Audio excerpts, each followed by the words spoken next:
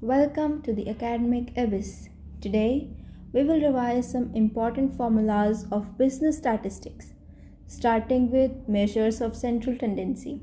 As we all know, central tendency includes mean, median, and mode. In this part, we will just cover the mean part, mean formulas. So, let's dive in and get started. There are three different types of series: individual series, discrete series, and continuous series. So first let's take a look on the individual series.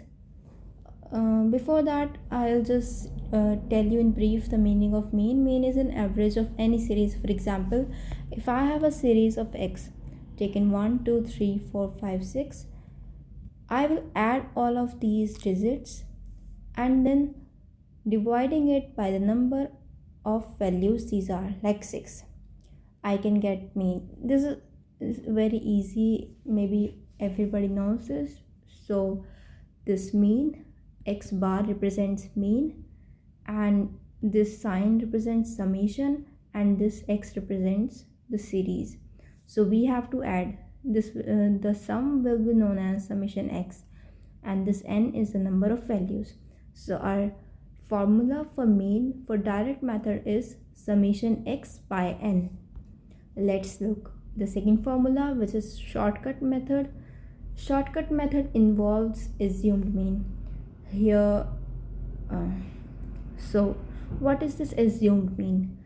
Assumed mean is like in this series, we generally assume a mean, like this 3 is my mean, for example, and I will calculate the deviation of the series with this assumed mean. So deviation is equals to x minus a.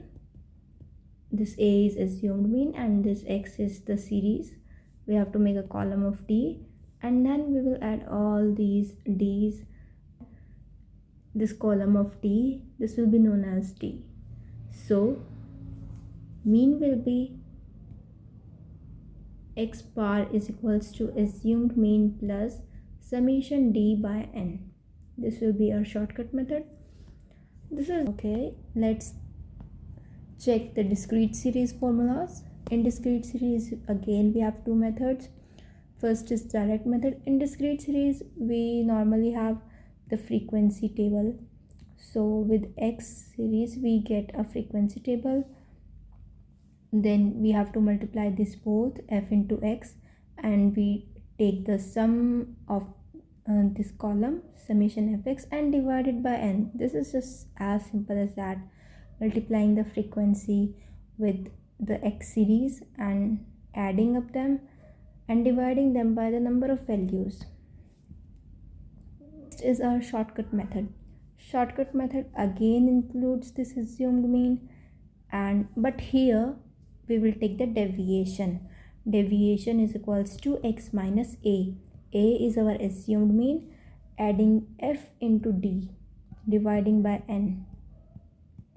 This will be our formula for the shortcut method, which is, I will repeat, mean is equals to assumed mean plus summation f d upon n. This is the formula for discrete series. Next is our continuous series. So as we know, continuous series involves class intervals. Class intervals, for example, like 0 to 20, 20 to 40, 40 to 60. We can say that the gaps are of 20. This is known as I, or you can say difference in intervals. And also in continuous series, we have to calculate a mid value. So what is this mid value? For example, here in this series, continuous intervals, we can say we have to calculate mid value of this, which is, you can say, x.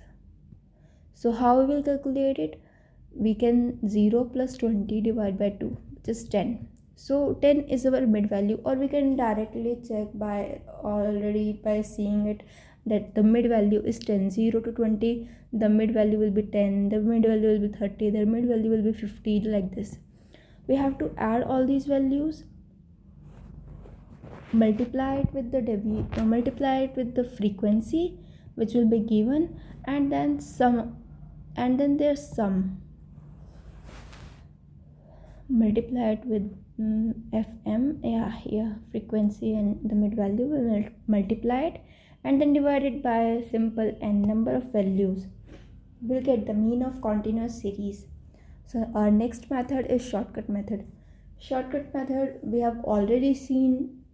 It involves assumed mean, nothing extra. You have to just calculate the sigma fd. You have to calculate d here. D is equals to x minus a.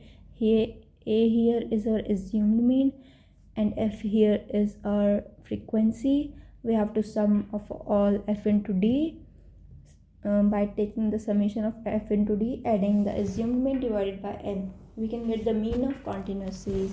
So now here is a different method, you can say, or a formula, which is known as step deviation method. In this we add a little extra thing, this d dash. So what is d dash? D dash is nothing but the deviation divided by the difference in the intervals. So what was the distance in this intervals? It is 20. You can see 20 to 40 the difference is 20, 40 to 60 the difference is 20. So we have to divide it by this, adding the assumed mean plus sigma ft dash. So first we'll calculate the deviation, then we'll calculate the d dash, and then we will multiply with the f frequency and multiply it with I, which is the difference in intervals. So our formula will be assumed mean plus summation fd dash upon n into I. This is a very simple one. Now let us check the other formulas. Some basic formulas are here. This is combined mean. Like normally questions don't come, but it's an easy one, nothing much to worry. Here mean is equals to, it is basically for the questions in which a combined mean is given, or like combined number of workers, like number of men and female, their wages, combined mean, like that, and we have to calculate it, a single mean, sorry. So its formula is n1 plus x1 bar, n1 into mean 1 plus n2 into mean 2 upon n1 plus n2. n1 and n2 is the number of values given combinedly, and x bar, as you already know, is mean. This information will be provided in the question itself. We have to just put the values. This is also a basic formula, correct and incorrect mean. So x incorrect is equals to summation x incorrect upon n. That's it for today's, guys. We have covered the mean part, and in the next part we'll cover median. Thank you for watching this video, and stay tuned for the next part. Please subscribe, like and share.